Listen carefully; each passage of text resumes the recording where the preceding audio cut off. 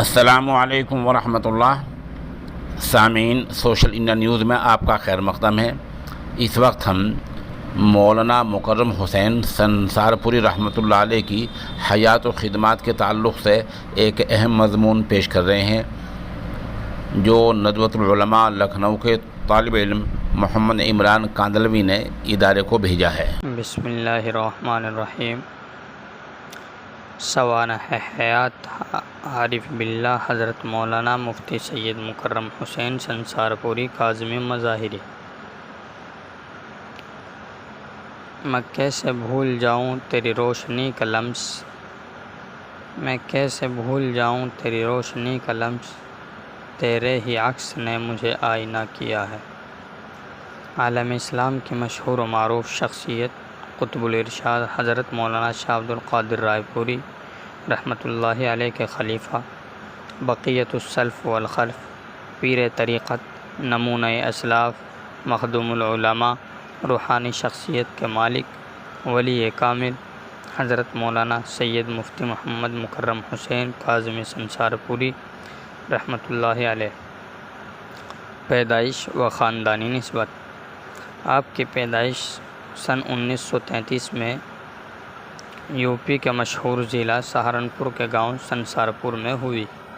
آپ کے والد ماجد حضرت مولانا حکیم سید محمد اسحاق مظاہری سنسارپوری، محدث کبیر مولانا خلیل احمد سہارنپوری کے شاگرد، اور حضرت حکیم الامت مولانا اشرف علی تھانوی و مولانا شاہ عبد القادر رائے پوری رحمۃ اللہ علیہ کے اجل خلفاء میں سے تھے۔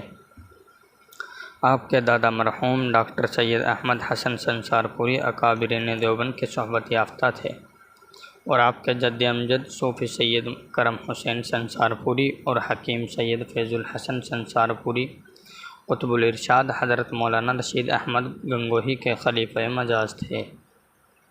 تعلیم و تربیت۔ آپ نے ابتدائی تعلیم اپنے دادا کے قائم کردہ ادارہ فیض رحمانی میں اپنے والد سے شرع جامی تک کی تعلیم حاصل کی۔ بعد ازاں 1949 عیسوی میں جامعہ مظاہر العلوم سہارنپور سے سند فراغت حاصل کی۔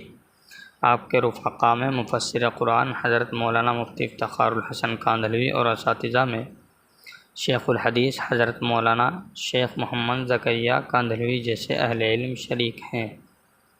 خدمات۔ مظاہر العلوم سے سند فراغت کے بعد خانقاہ رائے پور کی محبت آپ کو رائے پور کھینچ لائی، اور حضرت مولانا شاہ عبد القادر رائے پوری رحمۃ اللہ علیہ کی صحبت سے آپ فیضیاب ہوئے، جس کی وجہ سے حضرت رائے پوری نے آپ کو جوانی میں ہی خلافت سے نوازا، اور پھر مدرسہ فیض رحمانی سنسارپور کو سنبھالا۔ آپ نے تقریباً 40 سال طب کے ذریعے سے لوگوں کا علاج و معالجہ کیا۔ آپ نے طبی خدمات پیسہ کمانے کے لیے نہیں بلکہ جو حکمت آپ کو خاندان کی طرف سے وراثت میں ملی تھی اسی کو اور آگے بڑھایا، اور آپ نے روحانی طور پر سینکڑوں افراد کو تصوف و سلوک کی معرفت اور خشیت الہی کی طرف راغب کیا۔ یہی وجہ ہے کہ دنیا اطراف عالم سے ان کی طرف کھنچ کر آتی اور اپنی اصلاح کراتی تھی۔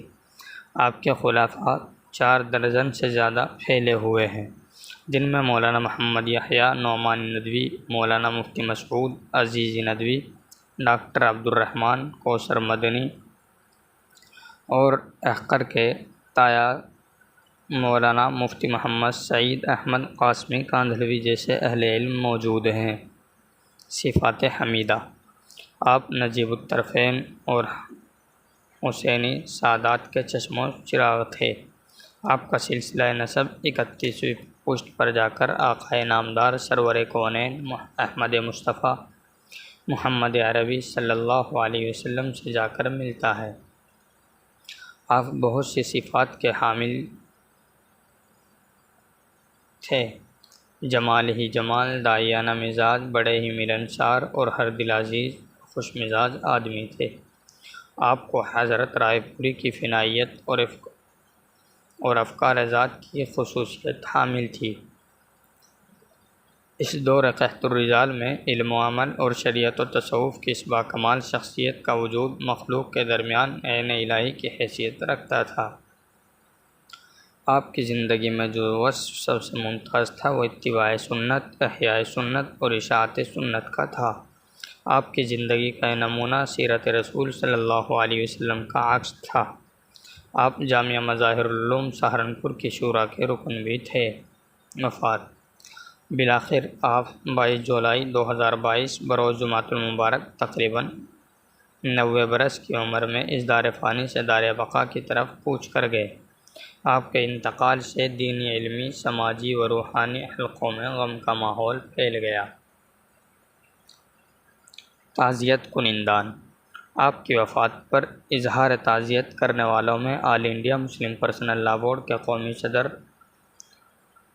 ناظم دارالعلوم ندوۃ العلماء عارف باللہ حضرت مولانا سید محمد رابع حسنی ندوی ہیں۔ دارالعلوم دیوبند کے محتمیم و شیخ الحدیث مفتی ابوالقاسم نعمانی، دارالعلوم وقف کے محتمیم مولانا محمد سفیان قاسمی، آل انڈیا ملی کونسل کے قومی صدر حکیم مولانا عبداللہ مغیثی، جمعیت علماء ہند کے قومی صدر مولانا محمود اسعد مدنی، امیر الہند و صدر مدرس دارالعلوم دیوبند حضرت مولانا سید محمد ارشد مدنی، محتمیم و شیخ الحدیث جامعہ مظاہر العلوم سہارنپور مولانا محمد عاقل صاحب شامل ہیں۔ آپ کی تدفین آبائی وطن سنسارپور میں عمل میں آئی اور نماز جنازہ آخر الذکر حضرت مولانا محمد عاقل صاحب نے پڑھائی تھی۔ عبدالضعیف محمد عمران کاندھلوی۔